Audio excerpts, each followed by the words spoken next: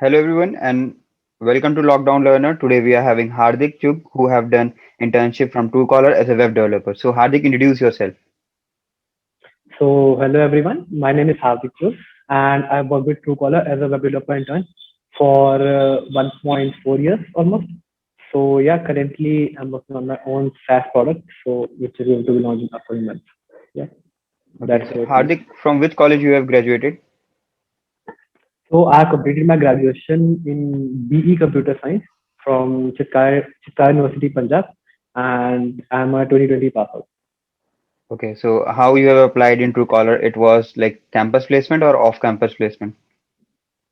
So, like what happened at our college was like in the final sem of the pre-final year, a lot of companies were coming to, a lot of companies were visiting our colleges regarding the internships, and some were regarding PPOs and stuff like that. So, like after sitting in, I think 2 or 3 companies, I stopped giving my attention towards on-campus placement, and then looking for the off-campus placement because I saw like a lot of our friends were getting off campus placed. So I thought it's probably a good option that I simultaneously start looking for the off campus opportunities. And like while applying on the various job portals, like it was Angel List, Internshala, like which are like you can say very popular for internships and stuff like that. So I got to know about this opportunity on Internshala, right? There was a job posting from Truecaller, like they were looking for a web developer intern. So I applied over there, and like like when you are applying, there is a, you can say, a short form which you have to fill, like where they ask you like why you'll be good fit for the job, and there was few more questions like that, which I don't remember exactly because it's been a long time.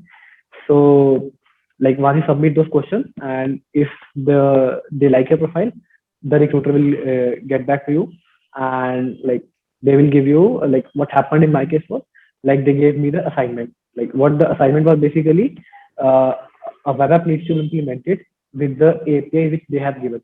I think that was some music APIs, like music website APIs, which I have to implement in the website which I have to create.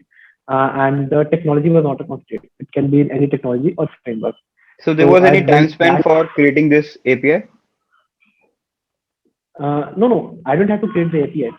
I got the Okay, APIs from them. I have to create the, you can say, front end functionality for that, okay. linking those APIs and stuff like that.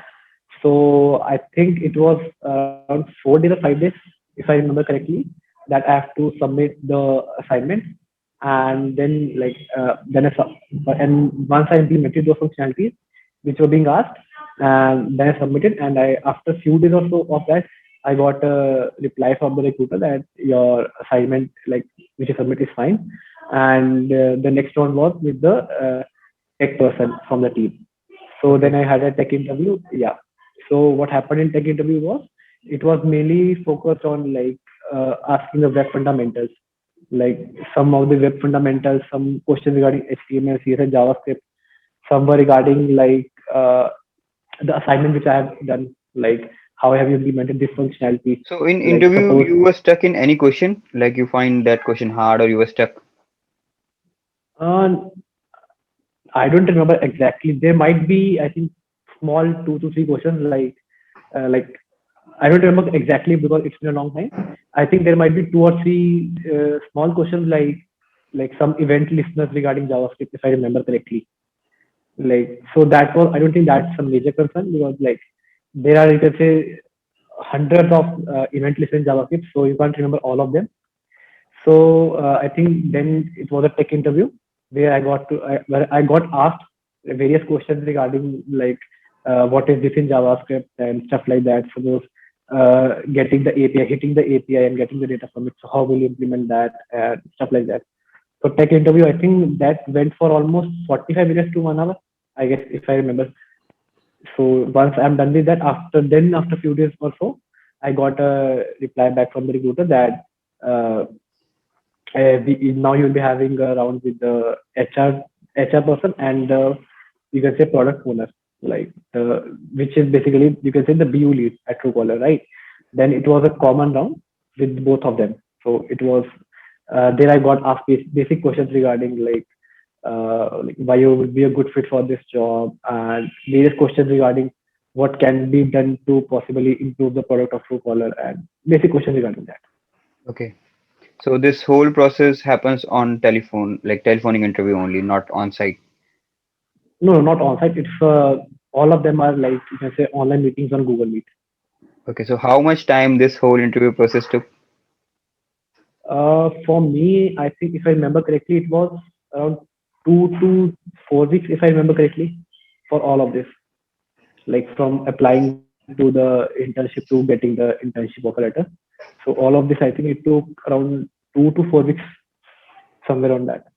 So how's your internship experiences Truecaller? It was like out of 10, how much you want to rate?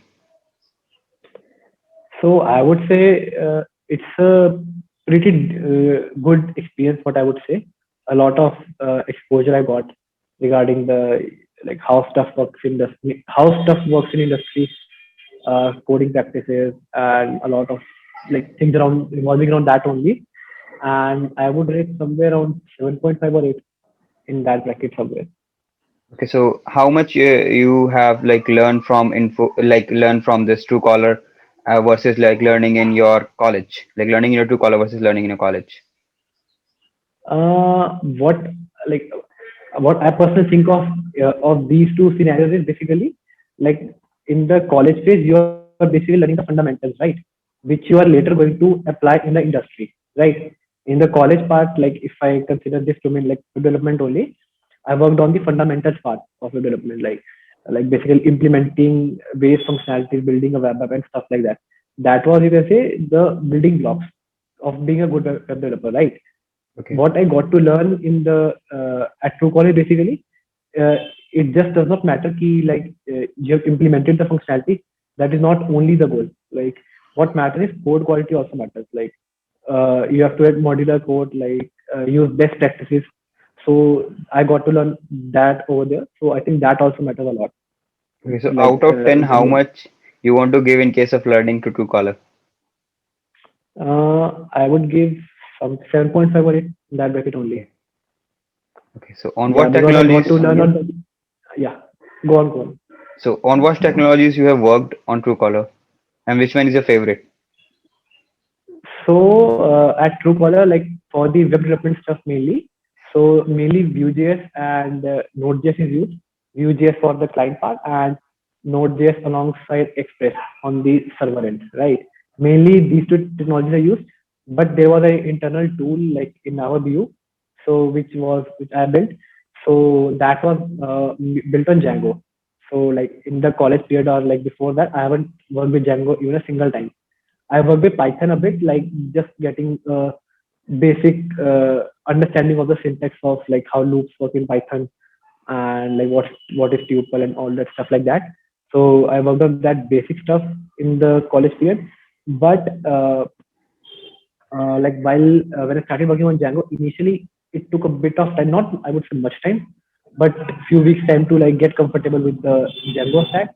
Like after then, when I kept working on the task regarding that, then I become good at it, Okay, like so implementing the nowadays, functionalities like in Django. most of the college students are comparing with like Vue.js, React.js, and AngularJS. Like you want to tell this thing like these three things are different, these things are same, and which one is best? So I think there is nothing like the first primary step like on working on any of these three frameworks is you need to be comfortable with JavaScript, right?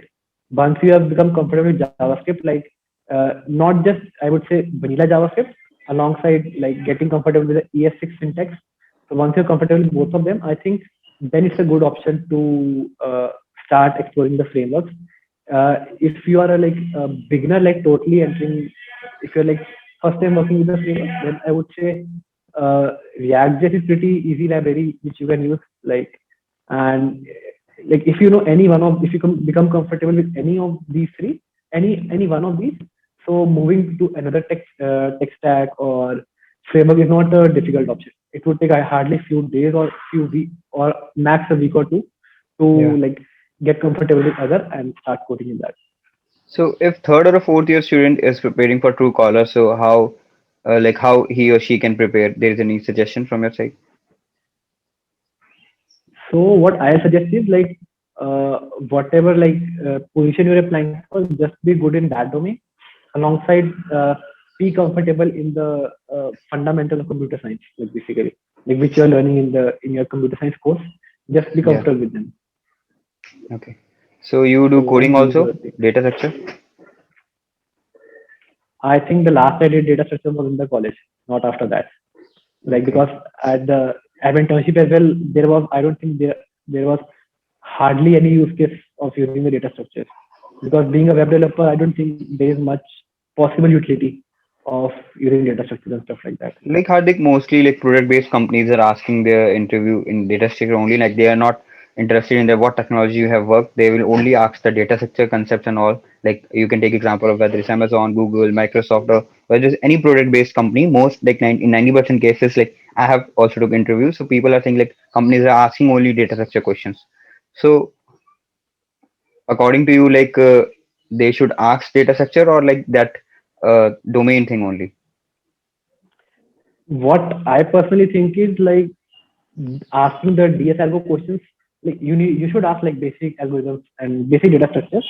Not good. I like again. I think this is dependent a lot on the job role, like what you are applying for, right? If like for example, if an Android engineer or you can say a web developer or stuff like that, if they are applying for the position, I don't think there is much possible utility of using the data structures. There is, but not a lot. Like if you're just comfortable with the basic linked list, stack queues, and sometimes trees, I think that will be more than enough because you never get to use graphs and all that stuff like that in the being a web developer or I'm not sure about Android developer. Yeah, because if you see in the current market, a lot of companies have started moving to this new trend, not just in the you can say on-site interviews, but also in the remote jobs or stuff like that, like which where they ask questions regarding your domain. Alongside what they have done now is they do pair programming, right? So that is very good. You can say mechanism to assess the candidate.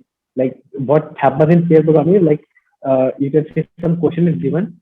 It could be any functionality, right? Then you start coding that functionality along with the engineer from their team, right? Like both of you discuss like how you will implement this functionality, like what code will you write, like how will you structureize your project, how will you structureize the folder of the uh, basically how will you structure the entire project, like what will come in this folder, what will come in this. So a lot of companies have started using this trend. Okay. So if any like a third or fourth year student want to apply off campus, so which side is good? Well, LinkedIn, Internshala, Angel List, like which one is good? I would say have your eyes open on all of them because no one platform is perfect. Okay. Like because there are some companies which use International, some use AngelList, some sometimes directly post a job openings on LinkedIn. So I think just keep your eyes open on all of them.